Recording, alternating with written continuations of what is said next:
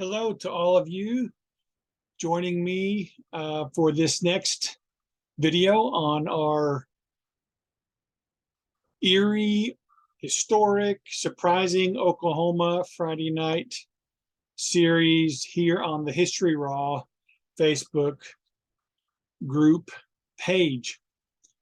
And if you're watching this video or you do watch it, thank you for doing so. I appreciate you being a part of the group and being interested in the videos, and enjoy hearing the feedback from some of you about how much you are enjoying it. And so tonight we're going to return back to an Eerie, Oklahoma, or a phenomenon that is in the Eerie, Oklahoma book. And for myself, this is one that I personally was a part of for the 2 years that I was at junior college in Miami, Oklahoma, at NEO, Northeastern Oklahoma A&M Junior College, for 2 years. As soon as you begin school there, it's not long before you hear about the Spooklight, and that's what we're talking about tonight, the Spooklight. When I was in Miami, for the 2 years that I was there, it was just referred to as the Spooklight. But as you'll see, I've come to learn that it's also referred to as the Joplin Spooklight, or maybe the Hornet Spooklight, or the Tri-State Spooklight. And I'll tell you why all those names apply. But for me, it was just a Spooklight. And so we're going to be going to the far northeast corner of Oklahoma for tonight's video. And this is a short video. There are a couple of longer ones that will be in the comments for you to look at. So let me bring up my Google map. Now, this is Miami, Oklahoma on the Google map. Now, the Spooklight is so well known that it's even got a spot here on the Google map. Isn't that something? The Spooklight. Now, the Spooklight, I'm going to rearrange the map here.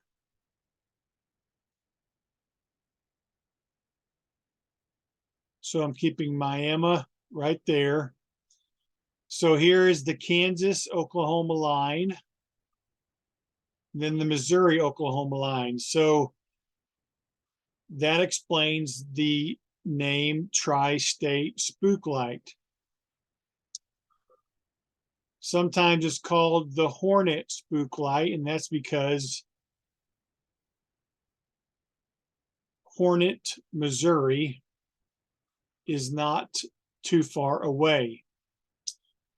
And then it's called the Joplin Spooklight at times, and that's because Joplin, Missouri is right up here a little bit to the northeast. But anyway, I'm just going to refer to it as a Spooklight. And the Spooklight, now this is not the spot for it. This is actually what would be called locally Spooklight Road, about a 4-mile stretch. And for those of you that would possibly consider going up there and going out there one evening to try to see it, it is E50 Road. And it's a 4-mile stretch from the state line, Missouri-Oklahoma state line, to the end of the road, which is close to Will Rogers Turnpike, I-44. This area is called Devil's Promenade. Now, you simply drive out there, and the so-called best times to see the light are between 10 p.m. and midnight. And so you drive out here and you go to about the halfway spot. And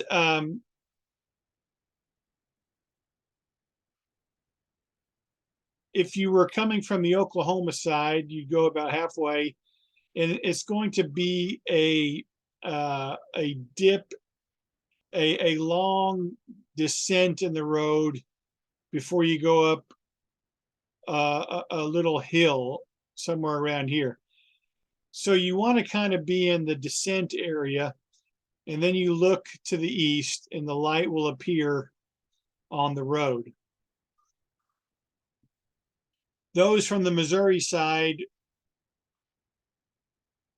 closest being Hornet, Missouri, would park on this side of the hill and look to the west. So that is where the Spooklight is.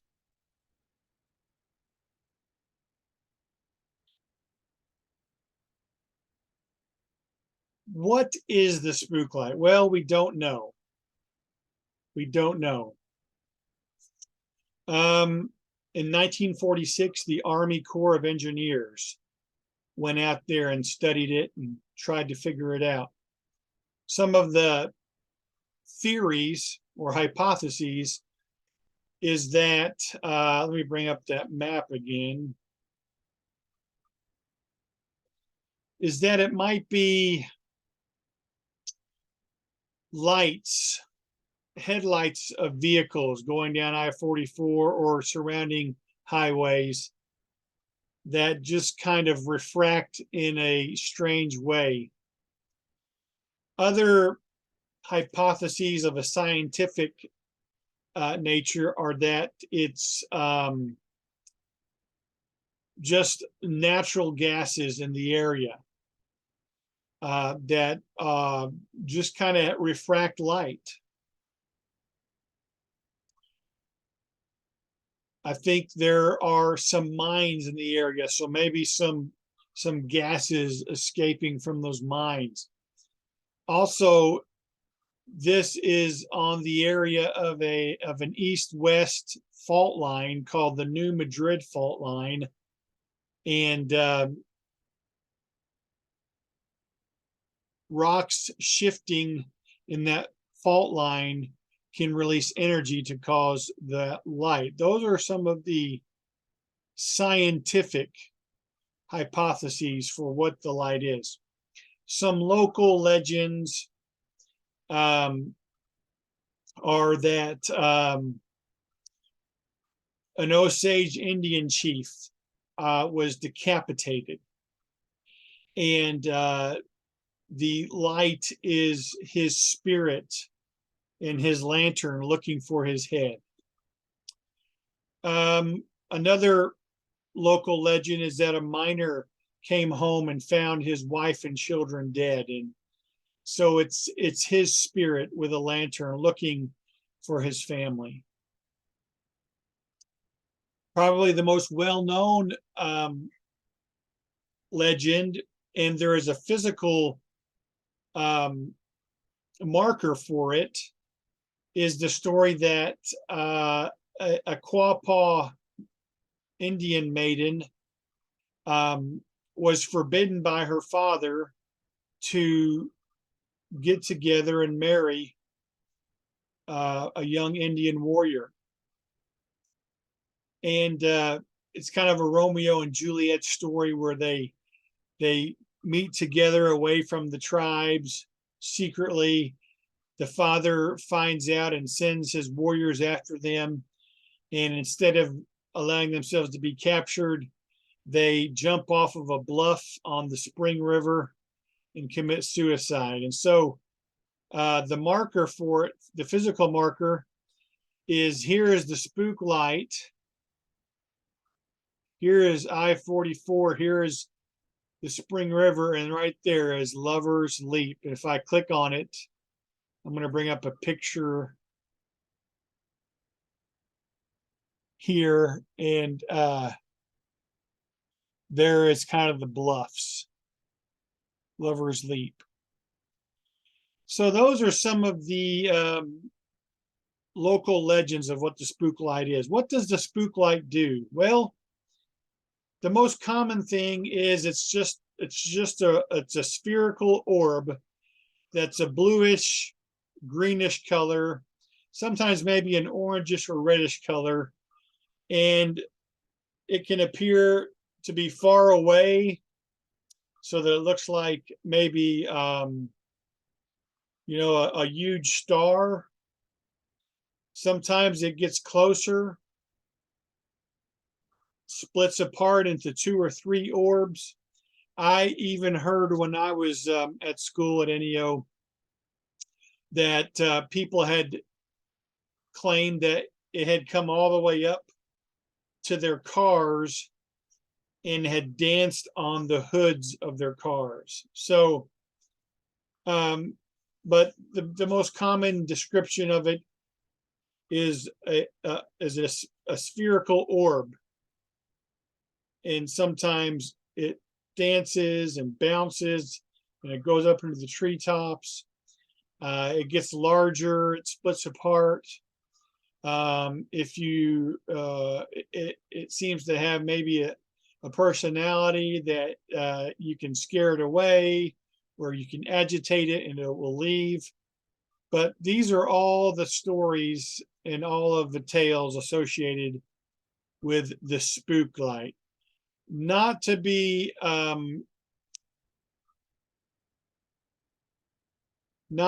confused with, I might say, not to be confused with Mater's Ghost Light, which is on the movie Cars, of course. So, hope you enjoyed that.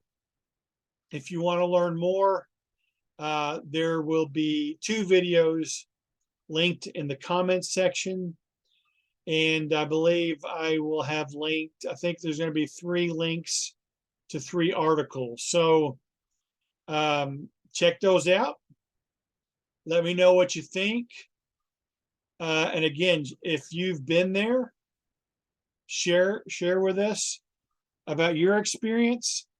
My experience was I went there 3 or 4 times, probably 2 or 3 times in the 2 years that I was there, and I never saw the light personally. So I can't share an eyewitness account. But anyway, one of the videos that I share with you is the short video. And actually, there's going to be 3 videos. There's going to be a short video, which claims to be the best footage of it, and it's pretty good. Now, when you look at that video, you'll see a blinking light higher, and then the spook light will be the lower light in the middle. So the blinking light is a light on a tower. They claim that's the best footage of it, and it's pretty good. Then there's a 7-minute video, and then there's a 22-minute video of a group that went there. So hope you enjoyed it. Have a great weekend, and until next Friday, we'll see you then. Bye-bye.